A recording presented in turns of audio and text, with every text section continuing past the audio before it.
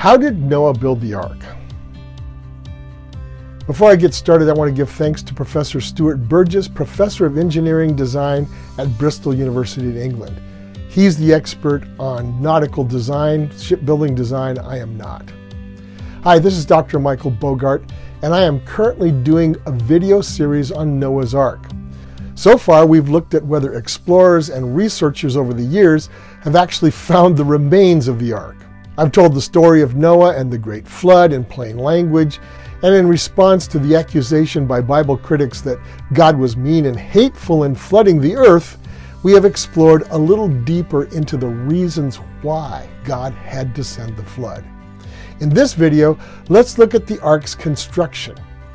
If you haven't yet, I would ask you to do us the favor of subscribing to this channel. It will really help us to get our message out to more people, and we need to do that.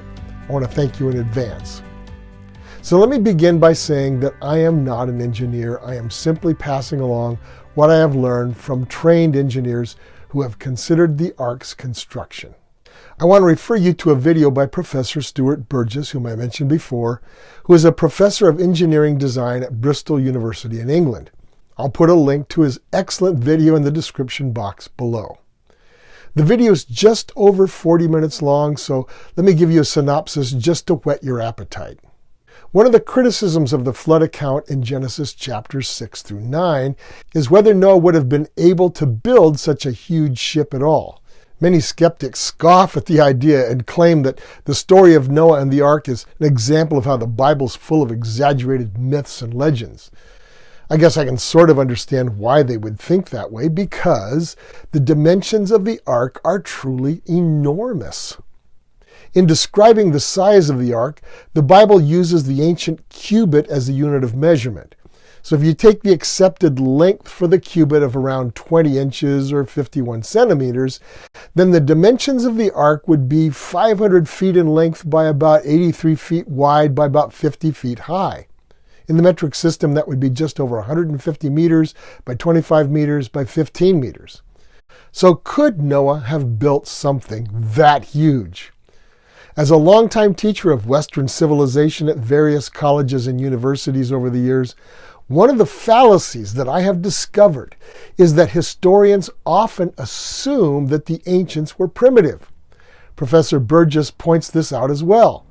Why do people commonly assume that?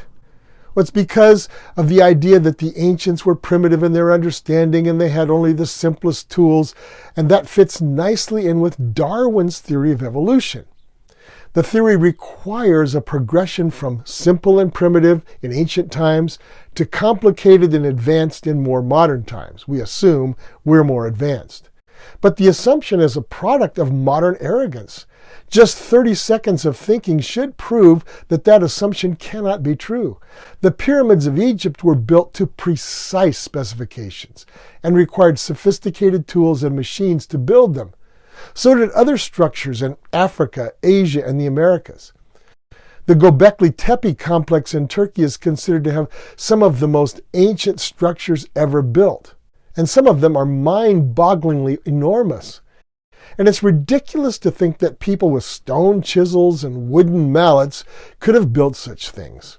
I think it takes more faith to believe that the ancients were primitive than it does to recognize that they were actually far more advanced than we would give them credit for today.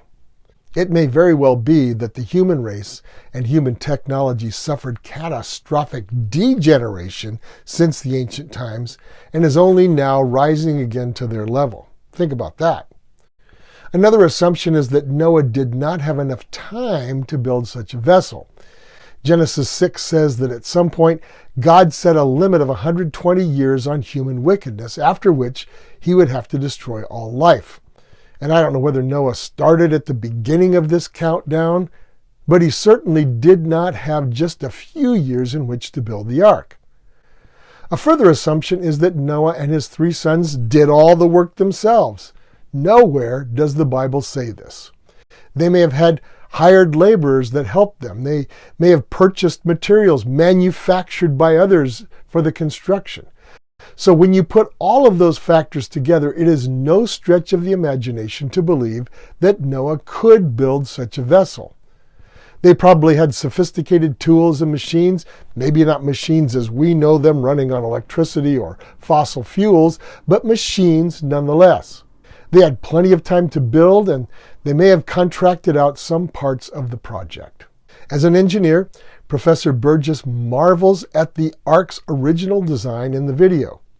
The ratios of length, width, and height are absolutely perfect for surviving a violent and long-lasting flood. The design of the ark would also have had the capacity to house thousands of animals. Biologists at the University of Leicester in England have determined that somewhere around 50,000 animals would be needed to repopulate the earth with the species that we now have.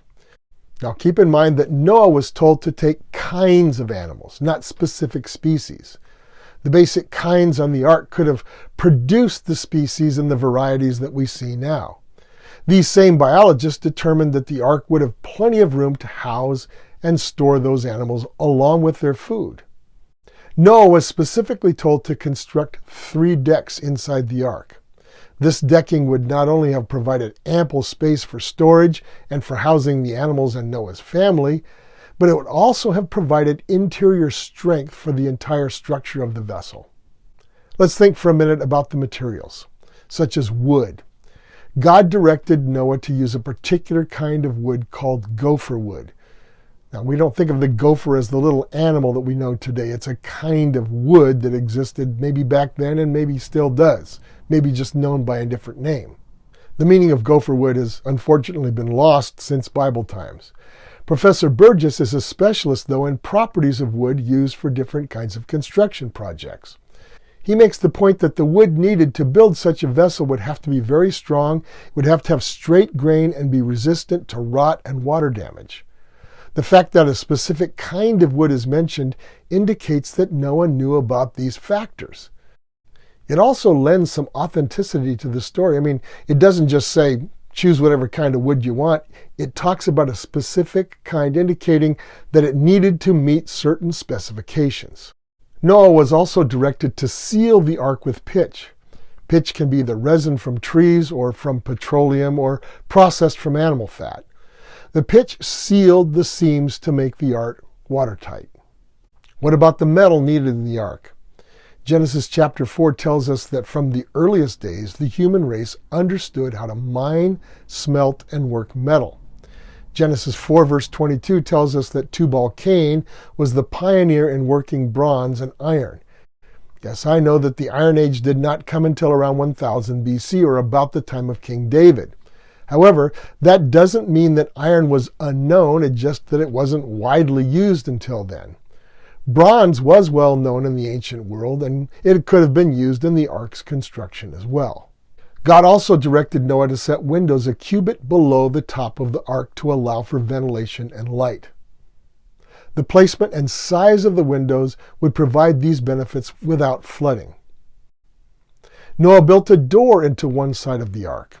In reference to the door, Genesis records that the one thing that Noah could not do was to seal and shut the door when the time came. So God did that part. Okay, what can we take away from this? In the world before the flood, as well as in the ancient world after the flood, people were more advanced than perhaps we supposed they were. Noah had plenty of time, expert knowledge, abundant resources, and the right tools to construct the ark. The ark had the capacity to do what it was intended to do, preserve animal and human life during a year-long worldwide flood. Its construction met the exact ratios for buoyancy and stability in the turbulent waters to come. Its capacity easily accommodated the animals, the food, and other supplies, as well as Noah's family. Finally, the account in Genesis 6 through 9 reveals the justice, wisdom, and redemptive plan of God. He is patient with people, but he will judge sin when it reaches a point of no return. Yet he will always implement his desire to redeem people to be his children forever. Thanks for watching. Please subscribe to this channel if you haven't already. This is Dr. Michael Bogart with Aspect Ministries and the Unexpected Bible YouTube channel.